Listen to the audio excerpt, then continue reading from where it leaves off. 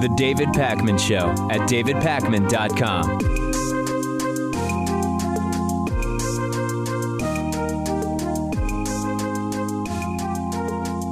California is the biggest prize in the country in national elections. It's the biggest prize in the country in the primaries as well. And the California primary, as well as New Jersey and a bunch of other smaller states, are all happening on Tuesday, June 7th. 546 delegates at stake on the Democratic side.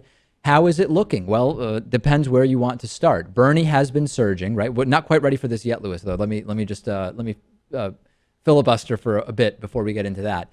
Bernie has been surging. He was at 35% back in March, 40% in mid-April, now coming in average at about 43% in California. Everything has been put on California for the Bernie Sanders campaign to the extent that he still has a shot, which not everybody believes he has. There is a mathematical possibility, but of course it is not likely. The big news is a new NBC Wall Street Journal poll, which says this is a statistical tie in California. Hillary 49, Bernie 47, within the margin of error based on likely Democratic voters. Now, likely Democratic voters. We know that a likely Democratic voter model favors Hillary Clinton based on the sort of insurgent nature and skewing young of the Bernie Sanders campaign. But let's not focus on one poll. Let's look at all of the polls in context in terms of what's going on in California. As of this morning, we are ready. This not quite it, though. That's a tweet from Bill Kristol. I believe we do have it. There it is. As I mentioned, the NBC Wall Street Journal poll, 49 to 47 Hillary Clinton. We have the field poll, 45 to 43 Hillary Clinton. In a KABC poll, Clinton over Sanders, 57 to 39. In a PPIC poll, 46 to 44 Hillary Clinton. Missing from this graphic for some reason, which I don't know, the average of recent polling from Real Clear Politics. If Lewis checks today's notes, he will notice that it is indeed there. But we have had what we call incongruency of expectations, as I like to say. The Real Clear Politics average, Hillary Clinton, 49.3. Bernie Sanders, 43.3. Lewis, are you ready to issue an apology? It's there. There was a very large space that I did not see that there was anything after that space. Right. However, there was. The great thing about it, Lewis, is your error today is almost irrelevant in the sense that whether it's 50-45 Hillary or 50-45 Bernie or 60-40 Bernie or whatever, this is not going to change the delegate math in a significant way. All along, the argument has been, even if Bernie only wins by a little, it's momentum. We're at the end, right? So unless by momentum you mean winning California would give Bernie Sanders a better pretext under which to try to sway super delegates, which I guess is a case you could make, even a 60-40 win for Bernie Sanders mathematically is not going to drastically or materially change this race. That's just math. It's not my opinion. Yeah, the Bernie campaign, the Bernie people were getting very excited. I'm seeing headlines that say California can swing the primary race, can swing the election. I don't know exactly how. Yes. Well, if Bernie got 100% of the vote, that would be something. It would be something. Yeah. No, not going to have a huge impact, but I still hope Bernie does well. Another interesting note from the NBC Wall Street Journal poll that came out yesterday, that poll says that Californians who have voted early have voted for Hillary Clinton over Bernie Sanders by a 58 to 41 margin. On the one hand, that's interesting. On the other hand, Hillary Clinton often wins the early voting in many states. That doesn't necessarily tell us what the final tally is going to be. This is a sort of mathematical reality. The argument is if Bernie can really do well next Tuesday, maybe he can make a case to superdelegates or keep this going beyond a first ballot at the Democratic National Convention. But I've been clear, Lewis. I voted for Bernie in Massachusetts. I am not the problem by saying it is a mathematical reality that this is basically done. It's been basically done for a while. Is there a miracle scenario where Bernie wins this thing? If Hillary dies, yeah, or that indictment happens, Yeah. or any number of skeletons in her closet come out. Yeah. To the point where the party has to say, "Oh, we clearly just can't have Hillary be our candidate, the nominee." So you're talking about arguments on the margins here. But that's what we're talking about. Fringe possibilities. Yeah. No, I agree with you. It is fringe at this point. But that doesn't mean, when people hear me say this and they get mad, this doesn't mean that the Bernie movement has no influence at the Democratic National Convention, right? I mean, winning the number of states Bernie won and accruing the number of delegates he accrued, you will have some negotiating power and clout at the convention. There's no doubt about that. I don't want to misspeak and say, hey, it's like Bernie never ran. No. This is a candidacy that has had influence. And when you have a certain amount of success as a Democratic or Republican candidate, I mean, you just see it through. That's just what you do. Yeah. And Bernie was up there. After the break today, we will be taking calls from the audience. We are going to be doing this again next week, Lewis. So for people who like the idea of calling into the show, you can talk to us, right? Instead of leaving a voicemail, we will take calls. Next week, we will be doing it Thursday, which will be Thursday, June 9th. At 1:15 p.m. Eastern Time. The number is 617-830-4750. We are not screening, Lewis. Trolls could get on. Anybody could get on. And hey, you know what? That's okay, because this is America. And, something, freedom and liberty, Republicans. Don't tread on me. Exactly. But live calls Thursday, June 9th, 617-830-4750. We'll take a break and take your calls right after this. The David Pakman Show at davidpakman.com.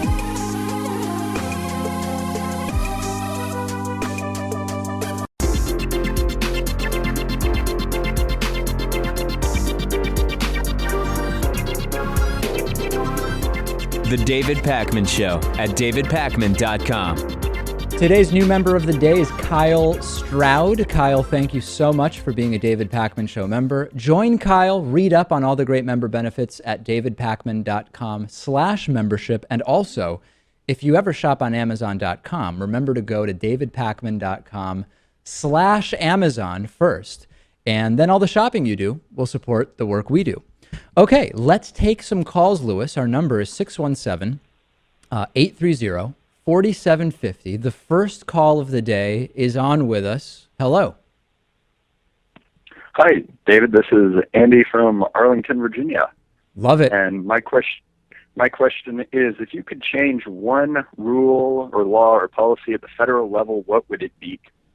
I would mandate Lewis wear shoes in the studio, probably, because that just has really been problematic here. And no, I mean, we're addressing this actually in audience questions later today. It would be related to how elections and politics are financed, right? I mean, if whatever issue you care about, economics, education, whatever, if we could get some definitive law in place about how we finance politics. I don't believe in trickle-down economics, but I do believe that that would actually trickle down and impact everything.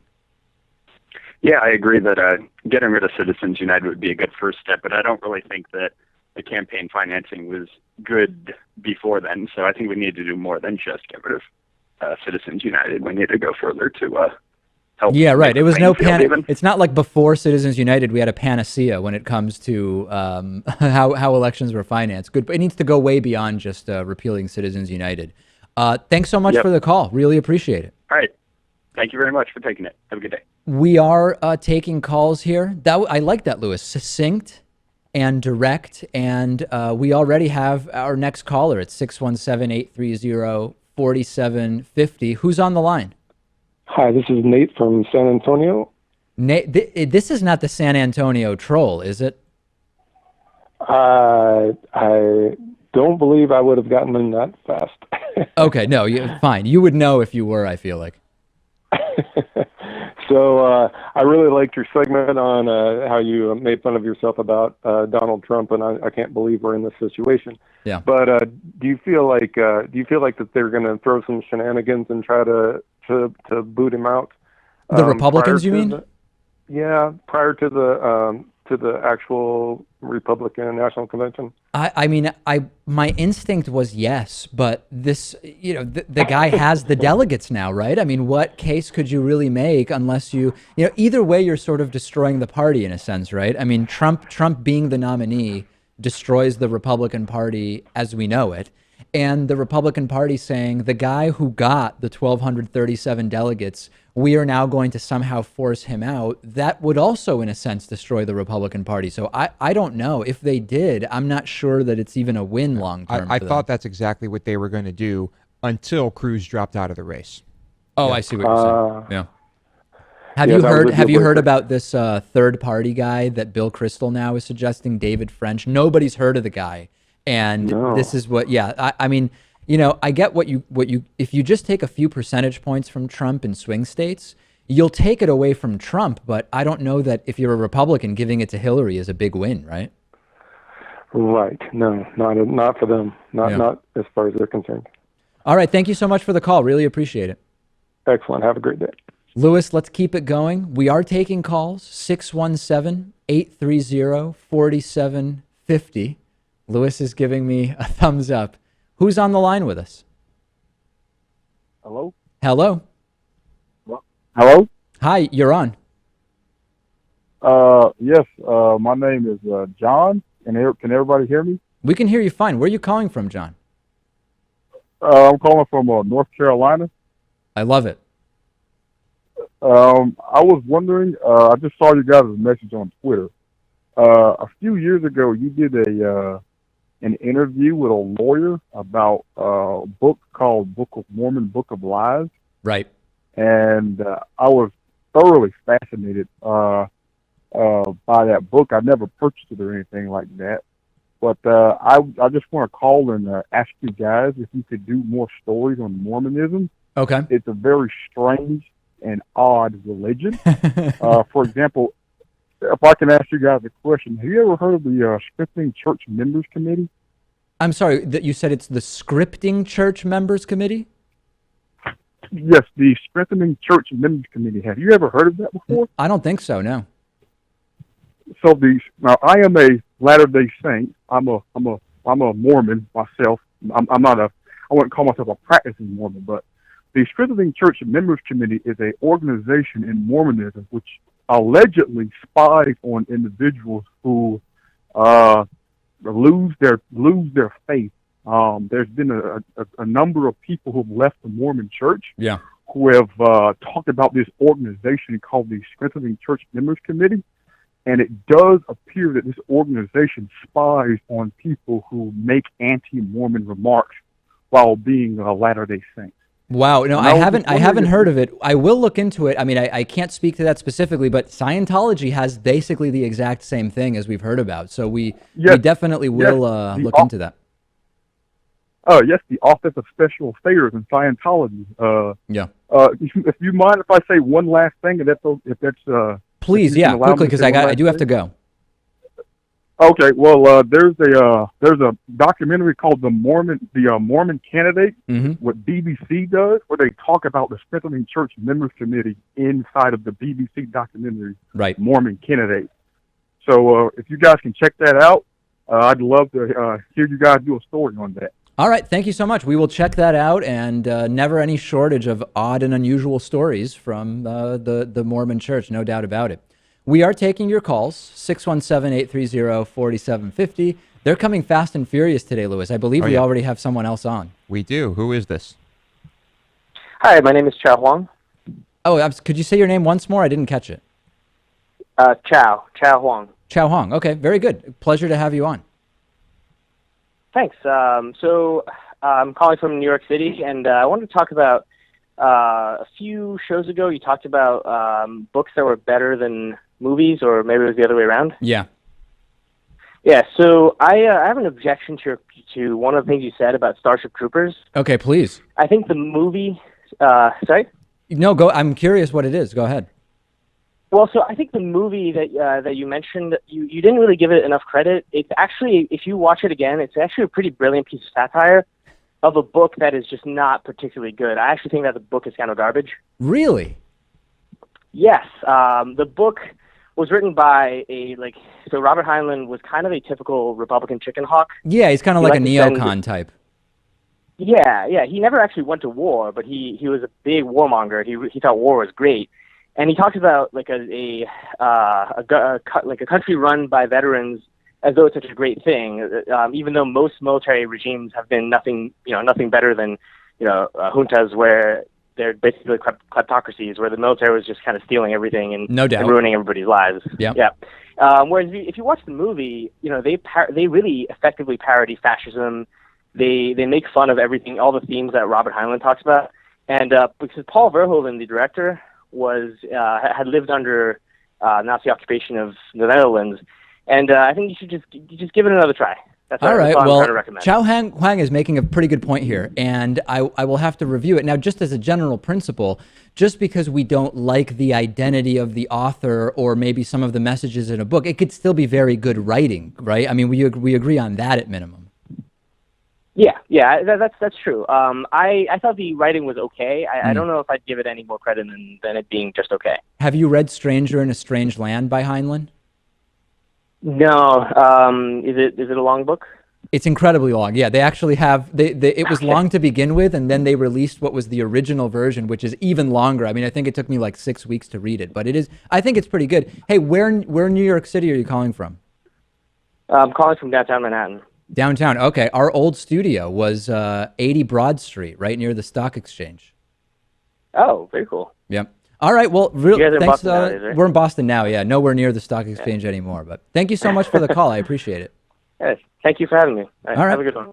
Lewis, we may have time for one or two more calls. Of course, we're taking them at number 617-830-4750. A wide variety of questions so far. Lewis is quite frankly shocked at the breadth and scope. I'm going to have to agree with that last caller on the satirical nature of the movie, of Starship Troopers.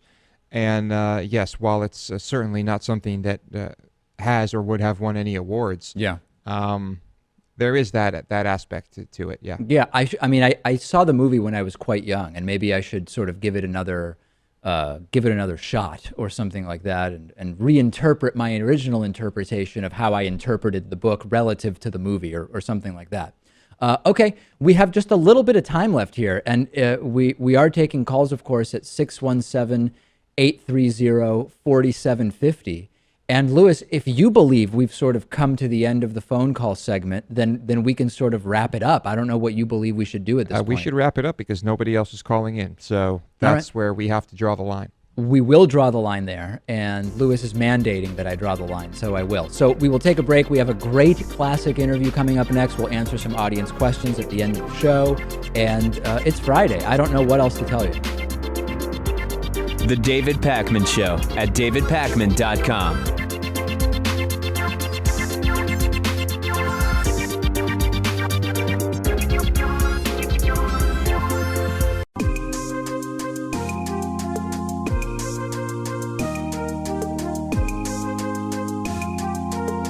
Welcome back to the David Pakman Show.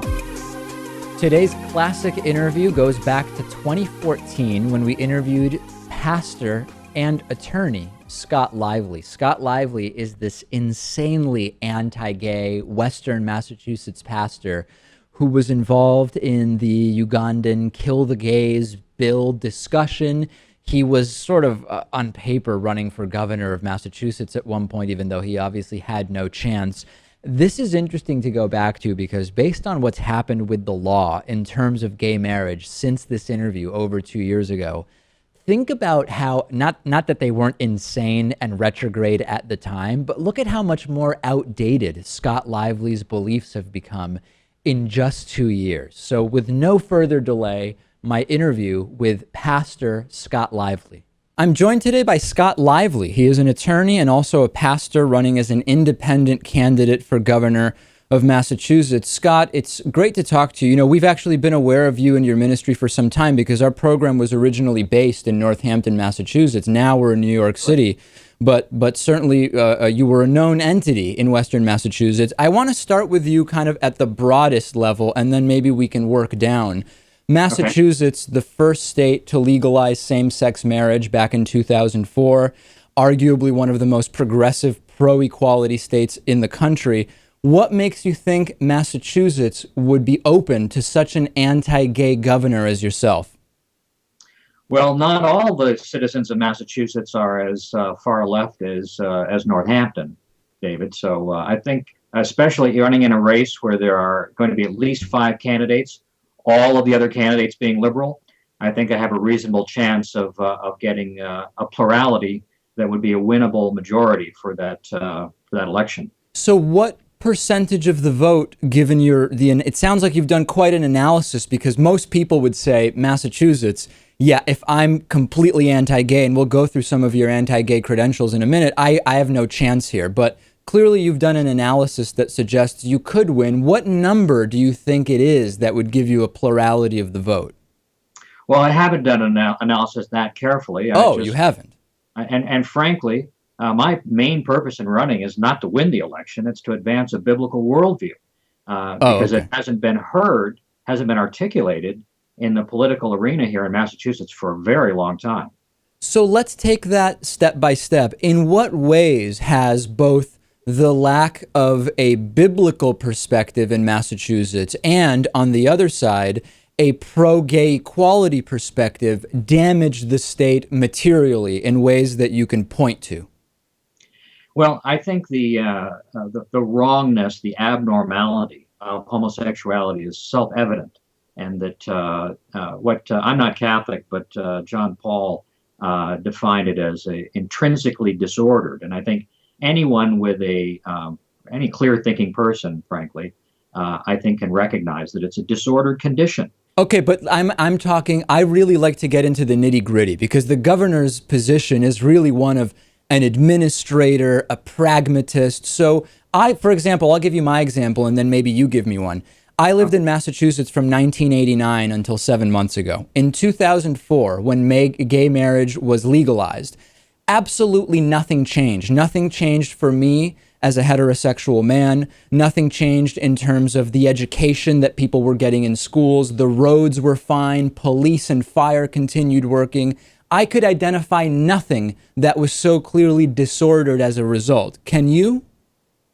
Well, the problems with Massachusetts existed long before the gay marriage ruling. And frankly, it was a formality here in Massachusetts because the gays had taken control of the government a very long time ago. But if they had taken control of the government so long ago, why had they not chosen to exercise that power in order to give themselves a right they had been fighting for so long? Had they had the control you claim, why not just give themselves the legal same-sex marriage?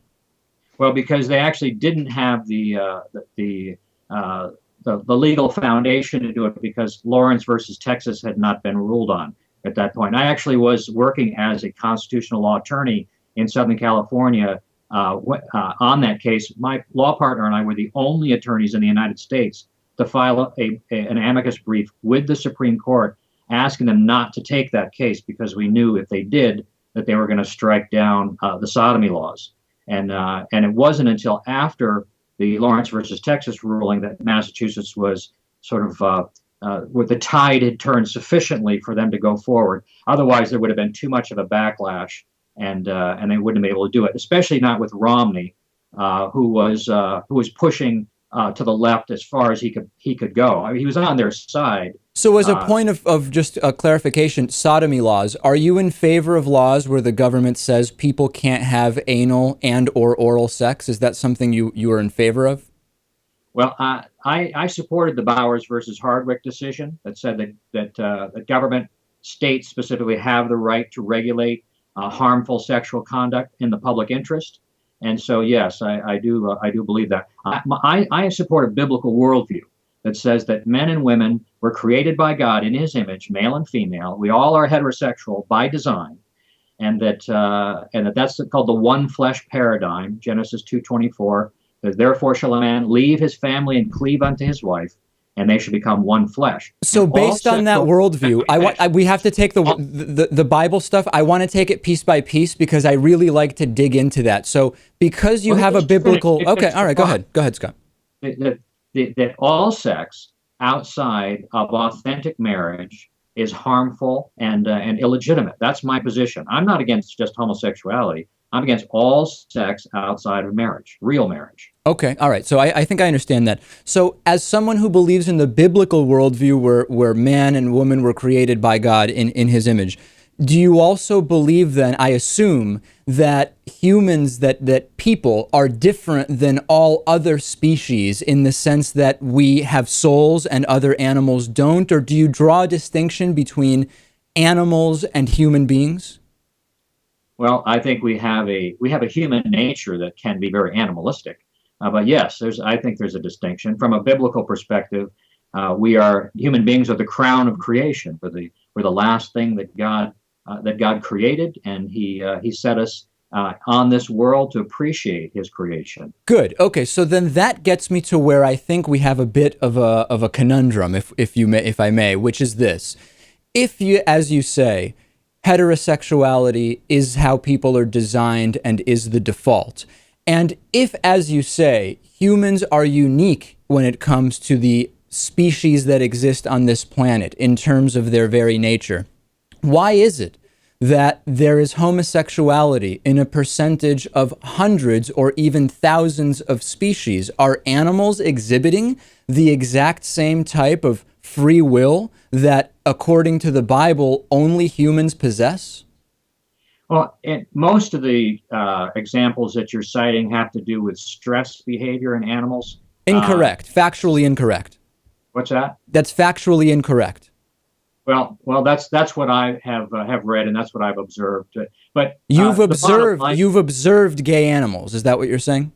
What I have observed in terms of other people's analysis and observations of the phenomenon. But what there's a great line in the classic Humphrey Bogart and Katharine Hepburn film, The African Queen, and Katharine Hepburn had just dumped out all of his vodka into the water, and he wakes up from his hangover and he says, "Have a heart, miss, I'm only human."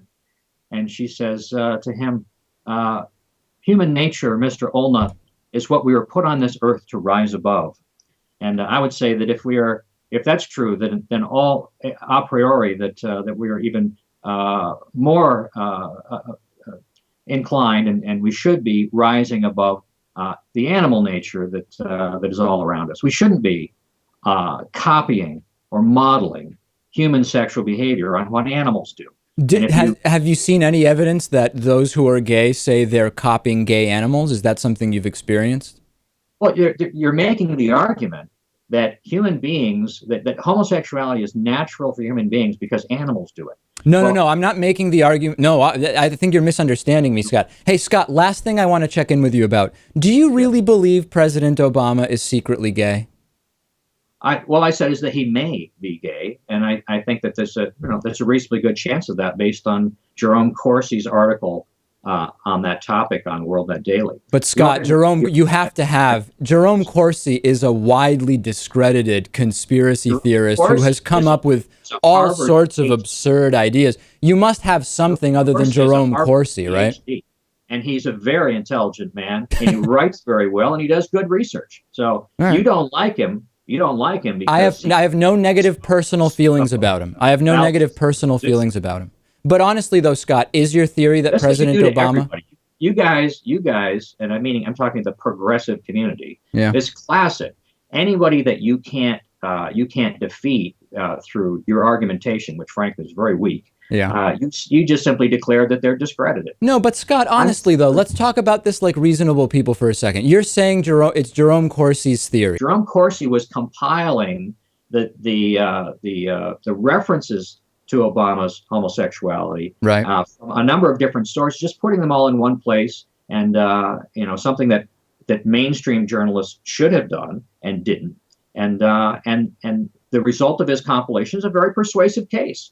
And any reasonable person who's not already in the leftist camp on this, I think stands I think that they would appreciate that information, and there's a good chance that they would agree with Corsi on that. But Scott, then why haven't more conservatives who are not in the leftist camp and they dislike President Obama on policy completely reject the idea that President Obama is secretly gay?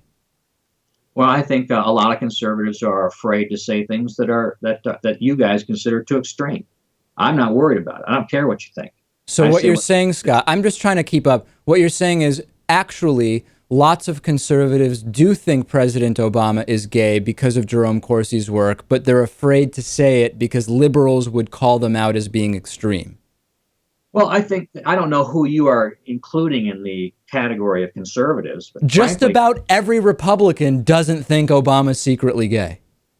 well, Republicans are I don't think most Republicans are conservative. Oh, I see. The mainstream media, not even you guys, but the mainstream media would crucify them because they don't really care whether it's true or not. They're just looking for anything to make to make Republicans look fringy. So there's a mainstream media conspiracy to hide President Obama's homosexuality. No, I don't think they're hiding. In fact, that Newsweek cover was, I think, was a secret nod to that truth. Right, the first gay president. Right, I think that was just a tongue-in-cheek sort of wink, wink, nod, nod, nudge, nudge acknowledgement of what's really going on. But was Bill Clinton then actually really black? Because that's really what it was a play on, wasn't it? Well, it was a play on that, but in this particular case, I think it was accurate.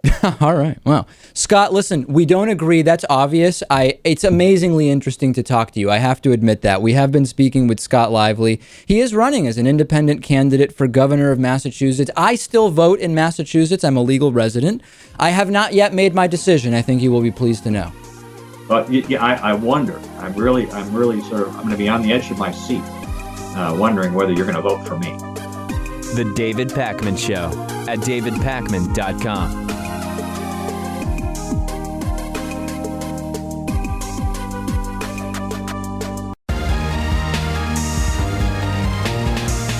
The David Pakman Show at davidpakman.com.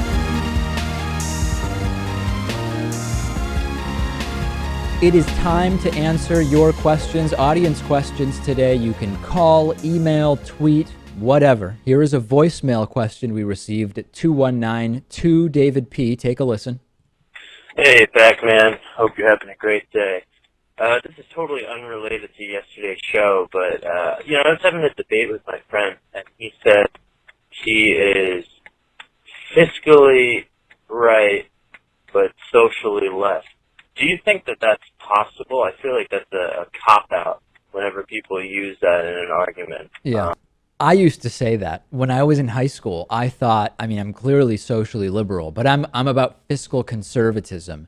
And then I figured out that a lot of what is supposedly fiscally conservative is actually not. So if the question is it hypothetically possible to be fiscally conservative but socially liberal? Yes, it's hypothetically possible. But in practice, most of the people who say that are not actually being fiscally conservative. I'll give you an example.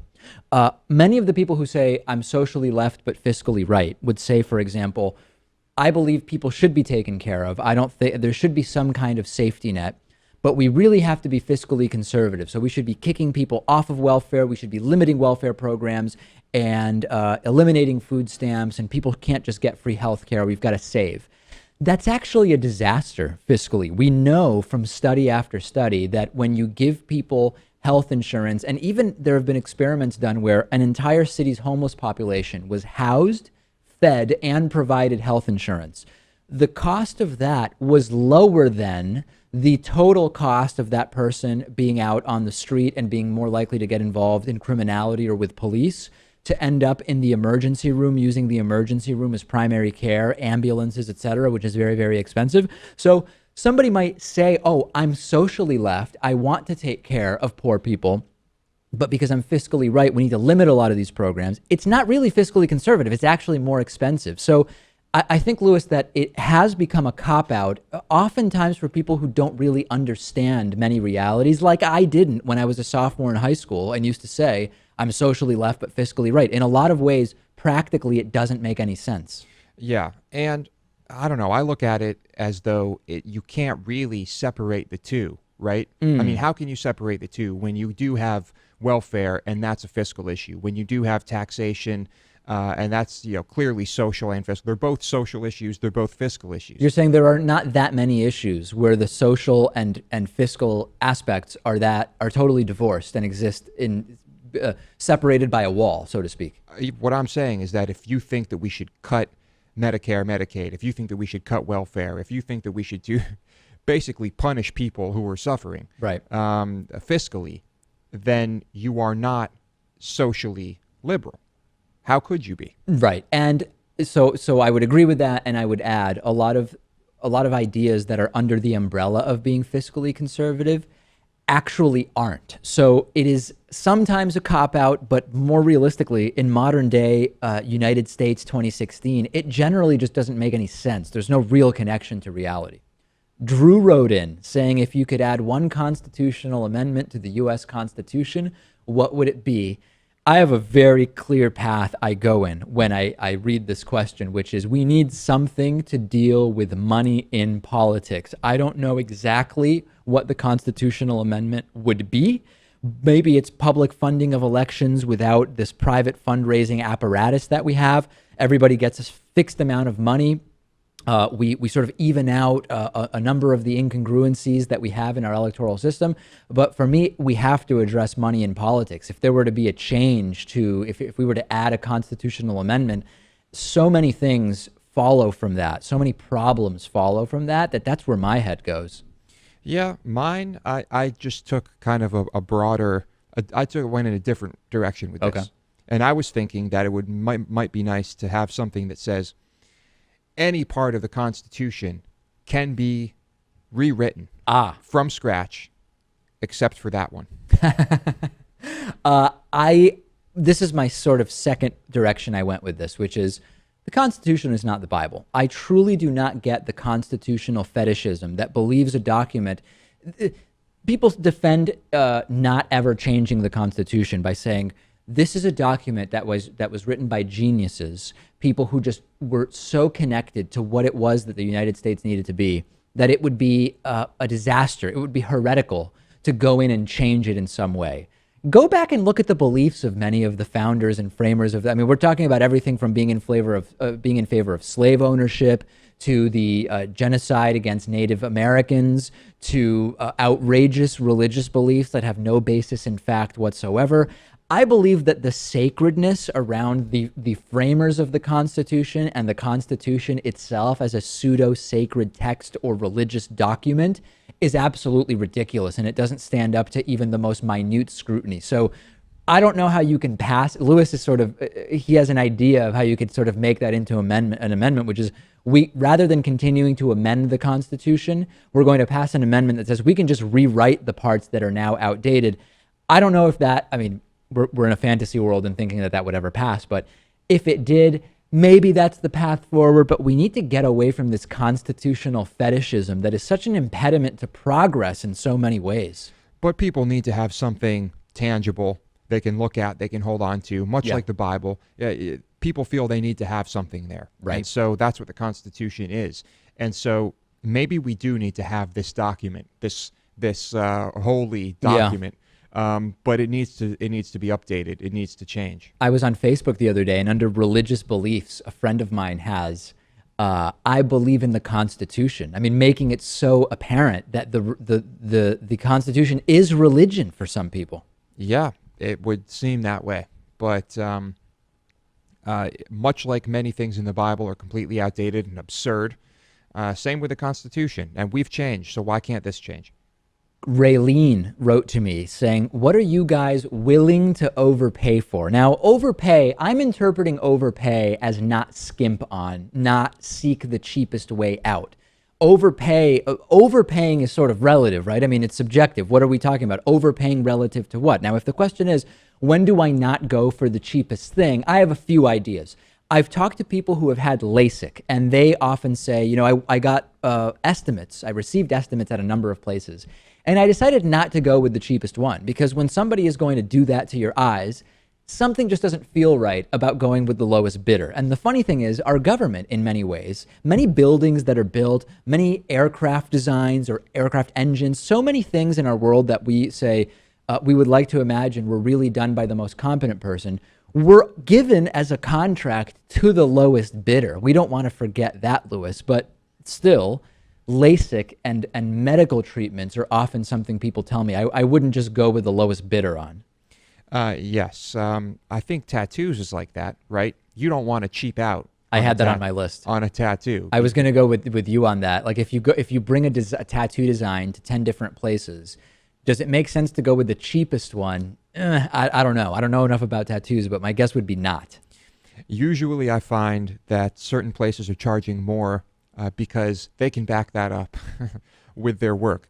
But for me, I find that I'm not bothered by overpaying, or occasionally I will actually seek out more expensive options, or if you will, luxurious options when I'm traveling. Really? So when I'm traveling, I might just not be worried too much about whether or not I'm overpaying. Right. Okay. And this applies to what? Anything? Restaurants or accommodations? Pretty much everything. Bus travel, whatever. Pretty much everything. Of course, I will never just say, oh, this hotel is $600 a night. That sounds good. No, I'm not going to go completely overboard. What about, and this refers to the picture you have up here, Lewis, what about groceries and produce? I mean, there is no doubt that there are some items at Whole Foods which are drastically overpriced. They are indistinguishable in terms of taste and ingredients and production from a similar item at Trader Joe's, which might be half the price. However, when it comes to other areas, produce, for example, or meat and fish, you can see Trader Joe's doesn't carry a lot of those products, but you can sometimes see a pretty significant difference in terms of how the produce looks and tastes at Whole Foods versus a local grocery store. And we have some examples of that here in Boston. Is that an area where you're okay paying more? Well, I'm in this weird situation where I really have no choice but to overpay for groceries. Because unless you tell me you're going to Trader Joe's and I get a ride with you, I'm pretty much paying top dollar for groceries. Okay. But I used to seek out the cheaper things, because groceries is one of those things, like Trader Joe's, where you can seek out cheaper products and still get the same level of quality. Right. But depending on what I wanted, I might end up at Whole Foods overpaying. Produce is one example, yes, or certain I don't know, how would you say, obscure things that I might not be able to find elsewhere. Yep, that makes sense. No, and I think increasingly there's a tendency in the United States spends as a portion of income, a really low portion of income on food compared to many other countries. Now, I'm not talking about absolute dollars, because that would differ from country to country, but as a percentage of your monthly budget, the U.S. tends to spend less on groceries than many other countries. And that's probably reflected in health, in obesity, in diet, and in a number of ways. Now, what about at a restaurant where you can add avocado to your sandwich or burger or whatever for $1.50 or $2, and it's 2 or 3 slices of avocado that are clearly 15 to 20 cents if you consider what an avocado costs at a grocery store? Are you that into, Lewis, adding avocado to your restaurant meal that you're willing to pay $2 for 3 slices of avocado on your burger?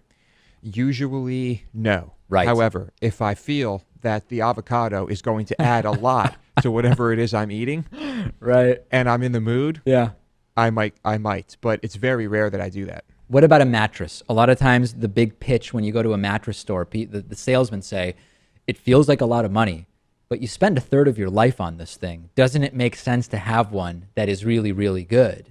And that can be a compelling argument, but I find that you don't need to spend an insane amount on your mattress. There are relatively well-priced mattress options currently. Yes. So, but it's kind of like the law of diminishing returns, right? Once you reach a certain price point, you're not getting that much more for your money with mattresses. And so the really opulent, over-the-top mattresses I find to be completely unnecessary. But I will not cheap out on a mattress. I mean, I will buy a nice mattress, because for a very long time, when I was young, my mom would just buy the cheapest pieces of crap mattresses you can imagine. Right. And I mean, these things are terrible. And once I finally was able to sleep in a nice bed, I mean, the difference was incredible, Dave. Yeah, it's one of those things where people say, my mattress seems fine. I don't see how it could be that much better. And then you sleep on a better mattress and you realize how much better it is. Now, when I say that's what people say, that's never happened to me. I've never actually experienced that. I've always had like medium priced mattresses, and they've always been good. And now that we received that free Casper mattress when Casper was advertising on the show, that's a slightly more expensive mattress. It's good, but still, it's not drastically better than the one I had before, which was cheaper. Yeah, but you did not have the really cheap Ultra stuff. cheap. No, Yeah, no, I didn't. So, I mean, yeah, medium range is fine. All right, send me your thoughts. Send me questions you want us to answer for you. And of course, if you don't want the show to end right now, doesn't have to. We have this thing called membership, which includes the bonus show. And you can sign up at davidpakman.com/membership.